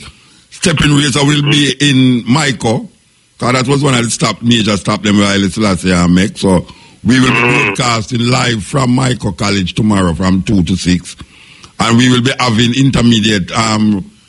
Roger Asphalt will be following the motorcade right through, so he will be telling you what's happening. Plus, there will be the Millennium Council having a gathering down Trenchtown, where next, I don't remember who's supposed to there at Trenchtown. I tell you where we're going on down there. So we're going to cover it from all angles from this side. Being a sentence was supposed to involve somewhere somehow well, at the same in this time. No, well, all right. What happens is that if you listen to the thing, we are going. No, I missed that part. Yeah, but I have to really go back over the whole thing again. All right, we'll go back to that. But in other words, things are going. Yeah, man, and a major thing. Our child, 50 exactly, major things. Yeah, man. You remember say, Haile Selassie visit was the biggest visit any other state ever get coming to Jamaica, you know. Yes, man. And it's the first king going to King's house, and no they're going there after that. Yes. So, you know, so it's a big thing. I mean, the Jamaican, the populace, the majority of Jamaicans might not say why Rasta make a big thing over it, so. But if them they only know the significance of that visit to the Caribbean, because I went to Trinidad too, and I went yes, Barbados too. So it's not like say, you know, it's a thing where the recognition of the connection, when them say the Ethiopians and the Jamaicans are blood brothers, it's a major thing, that major reasoning. Major thing, and this is why even before that, when the Ethiopian World Federation was founded, the preamble of it said that Shashamane is for the Africans in the Western Hemisphere. Yeah, who want to appreciate love. Yes, and in appreciate love for the support that they gave against the Italians and that type of thing. Yeah, well, you know, see how white people live on the land, you know. That is why. Yeah, white people live on deliberately say, yes, which is wrong. This is why I deliberately say, read the preamble. Not you, Muta, because you know, read the preamble of the Ethiopian World Federation. Western and clear, not for non-Africans. Call him to order. Whether it means European, Chinese, or anything. It's not for non-Africans. And as a matter of fact, even now, the Ethiopians are upset that you have people who say that they come in as Rastas to Shashamane and come in there with partners, wives, European partners. European partners. Because it is totally contrary and a violation of the reason. The true reason. The resettlement of Africans, not to bring them European partners. Yeah. The thing. I don't know what the thing is. It's a one love, one heart, let's get together and be all right thing I go on. No. We don't, Peter don't say we don't want no one. And as Marcus Garvey Jr. say, we don't want no so-called multiracial paradise in our mother Africa. If you want to have a multiracial paradise, as Marcus Garvey Jr. teacher at Kingston Technical in the 60s say, have it somewhere else. Not in our beloved African motherland. Africa for the Africans, those at home and those abroad, as his esteemed father, Marcus Messiah Garvey say. We have to move, Bridget. Are very upset. We have to move. There's one non-Africans coming to Shashamane under the guise of some rascals. Posting. Saying it is for Africans alone. In that story. All right, Bridget, we have to move. All right. What if you could get a free trip for two to New York for $5? Yeah, this is the Culture Nation RFM. Yes. Jet lag a trip in. Yes, yeah. Yeah, cut in. Yeah, man. How you doing, man? Alabama, man, this. Alabama. DJ Kev, I'm there, I know. I try go through the next what? How much minutes? The next 40 minutes, okay. Okay, hey, all your trip, man, all your trip, sir. No, me know what I talk about it again, I don't believe you, me. You never, you established the continent, brethren. Yeah, no, we can't go on. You never there from 10 o'clock and hear me talk, man. I do, BAYSEE, I send me some, I have to go up. Him channel gone? Yeah, I say how much 500,000 views and all kind of something sincere. 500,000 views. Eh? Oh, you mean the channel gone? I don't understand. Whatever I say it up, man. The viewership, you know? No. Explain to me, man. You mean the viewership up? The number of people watch it, Them stop do it? No, man, more people, about 500,000 more. No, then why you say, no, I think when you say, him channel gone means it come off of YouTube. When you said gone. Yeah. Jamaica talk, man. Oh, slang talk, you talk. Okay, you mean said it gone up. Yeah. Okay, then just say up, man. Gone a long time talk, you know. Yeah. Up, you say, man. The minimal thing slap where? Yes. Slap where? Yeah. You say 500,000 views. Sincere. Yeah. Him say 6 million people. Him say 6 million people gone on the country. Stepping ways. Yeah, you know, me see now today, me and my boss a reason. See, he's an Indian, Hindu.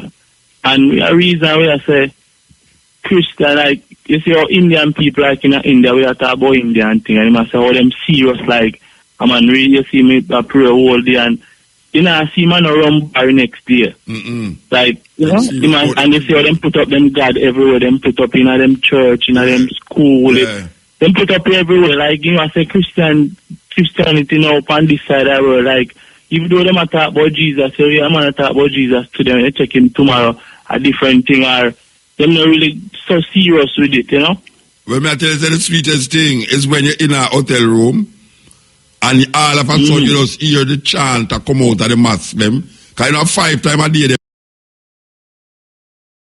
time of day. So, like, you know, the 5 o'clock a morning, you hear the, yeah, it was so nice. You know what I mean? Yeah. And like, Nice. I don't know, it's a daughter, it's virgin. It's when you go to them places, Morocco and on that side of the world, man. It's a total different feeling, different way. Them man, they take them things serious. Them culture serious. Them take them expression serious, man. Because when a man go play culture, like in West Africa, now, like Senegal, Gambia, and all them places, you know, you see? And in North Africa, when them go pray, you know, them wash them on them food first. Yeah, them wash them on. Everybody have a little jug where them wash them on and wash them foot, and them have a mat. Because we bring back some of them mat, them call it prayer mat. And them pray. Okay. Yeah, 5 times a day them do that, you know. Yeah. Them people that don't even read them Bible. And you have people, you have youth over them side that can regurgitate the beginning of the Quran and go right to the end. Wow. Them read every verse and every psalm, but every verse in the Quran, them study it. Them have school where you go, you know, Islamic school where you go and study the Quran, you know. And you read it from the beginning to the end. Yeah. You can't stand up in front of a man and say it like one man said, in the beginning God created the earth and the earth was without form and void and land was upon the face of the deep. And God said, let there be light, and there was light. I saw him read the Quran go right through, you know. Straight out of my head, straight out. Yeah, man. Can you imagine to me can read Genesis 1 and 2 straight out of my head? Yes. I am shocked but that I actually can read Genesis 1 and I know people right now who have got church.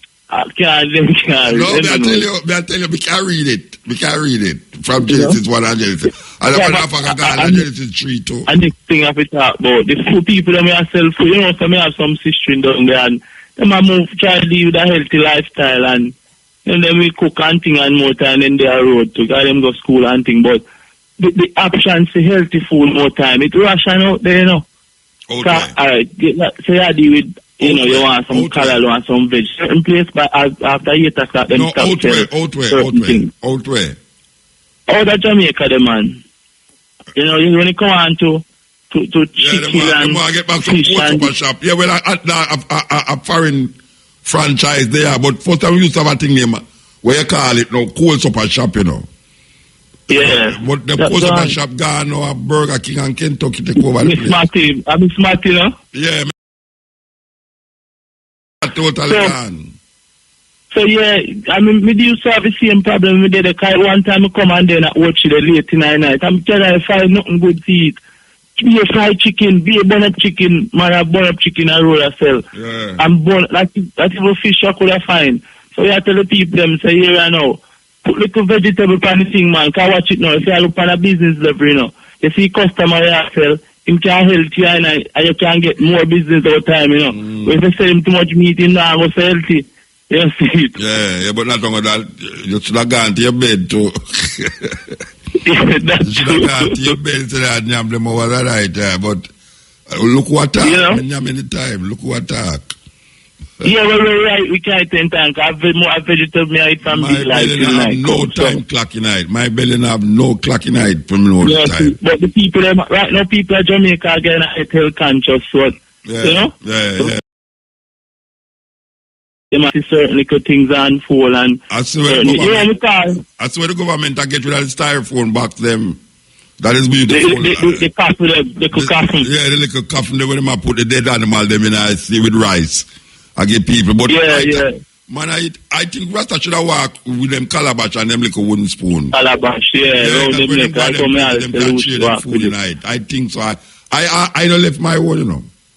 I don't left my own. I think some man should have them calabash and them spoon. Yeah, I just said that. Big up Aris, you know. Yeah, Aris. They're Panama. So the people, them man, if you can cut out the white flour, white sugar, white rice, you know, white ladies, put them out, man. Yes. You know? Yes. All these things are probably wake up in the morning, first thing, just drink some water right away as you wake up. You know?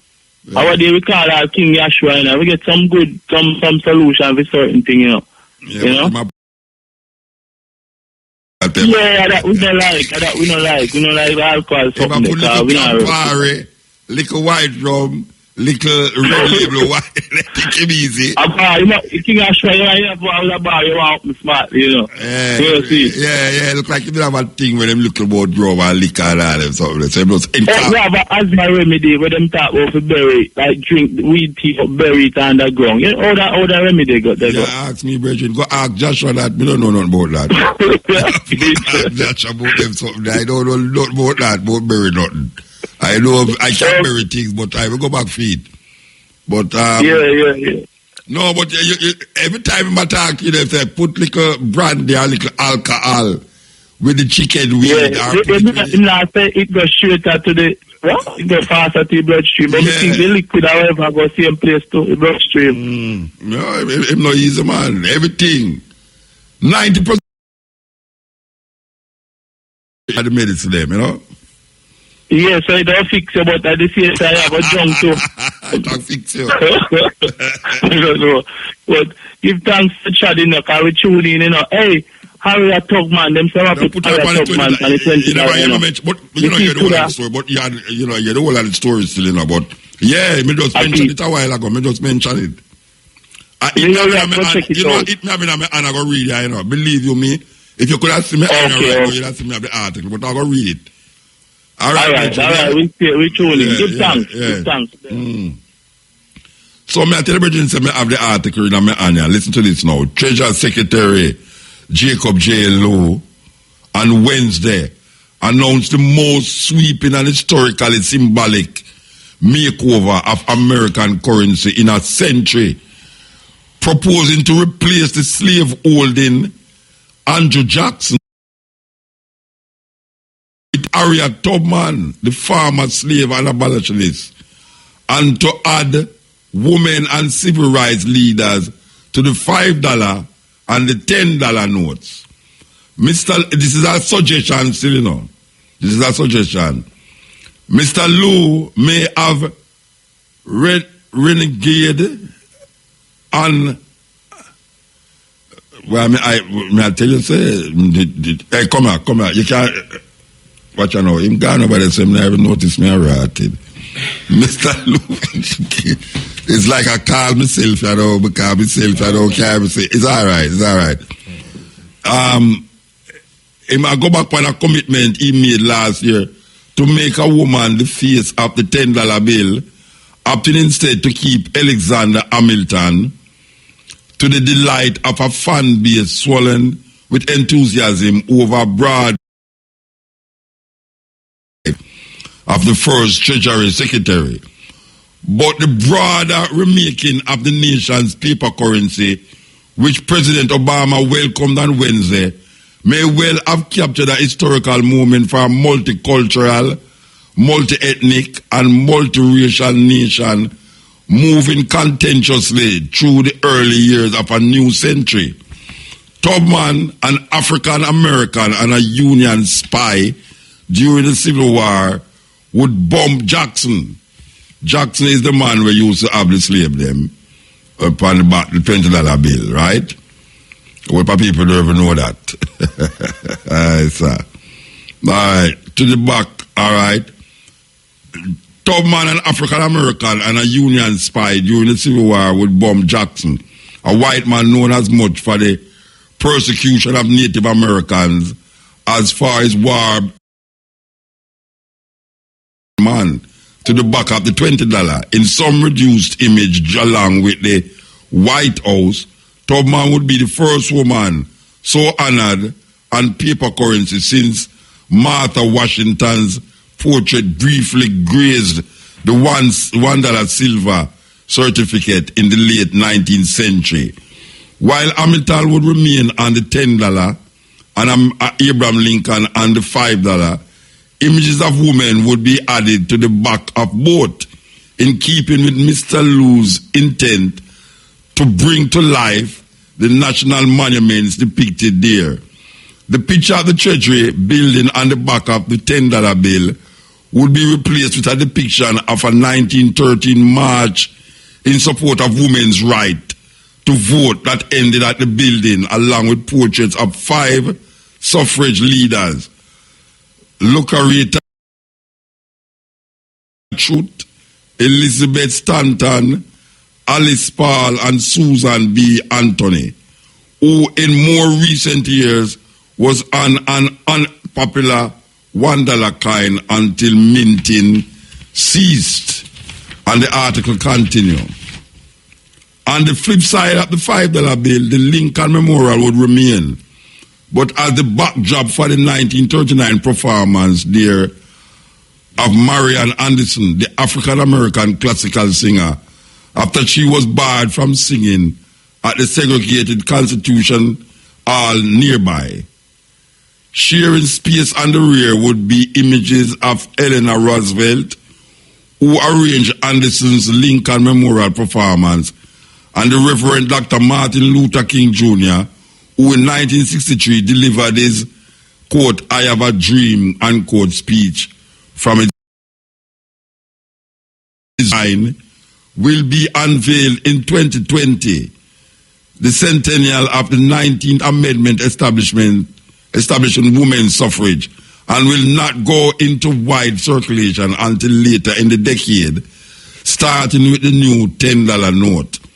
The unexpectedly ambitious proposal reflects Mr. Liu's tortuous attempt to expedite the process and win over critics who have lodged conflicting demands, pitting mainly women's advocates against Hamiltonians newly empowered by the unlikely success of their hero story on Broadway.